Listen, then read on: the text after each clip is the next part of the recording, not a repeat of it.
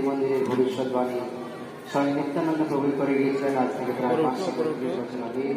তিনি যখন প্রথম এই জগতের ধাম পরিক্রমা করছিলেন জীব গোস্বামী আচার্যকে নিয়ে, তো বলে গিয়েছিলেন যে দেখো হে জীব, এইখানে এক অদ্ভুত মন্দির হইবে প্রকাশ, গৌরাঙ্গের নিত্য সেবা হইবে বিকাশ। আজকে সেই অদ্ভুত মন্দির আমরা শিল প্রভুপাদের কৃপায় দর্শন করতে পারছি। আমরা খুবই সৌভাগ্যবান যে আমাদের জীবনে সর্বশ্রেষ্ঠ মন্দির আমরা নির্মাণিত দেখতে পাচ্ছি। আমাদের বাংলার বুকে ভারতবর্ষে মহাপ্রভুর ধামে তৈরি হচ্ছে, এটা আমাদের কাছে খুবই গর্বের বিষয়। তাই আপনারা এই সুযোগকে হাতছাড়া করবেন না। শ্রীমান মহাপ্রভুর এই নতুন মন্দির নির্মাণ কার্যে যে যা পারেন খুশি মানে অনুদান করতে পারেন।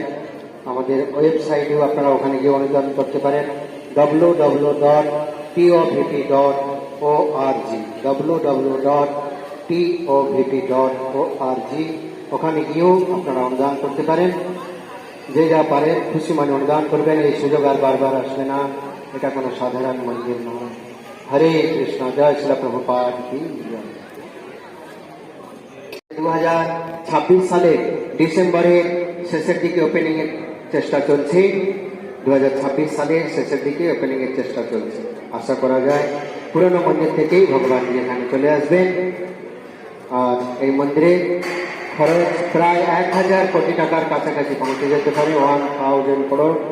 তো আপনারা দয়া করে খুশি মনে অনুদান করার চেষ্টা করবেন। আপনাদের অনুদানে এই মন্দির তৈরি হচ্ছে।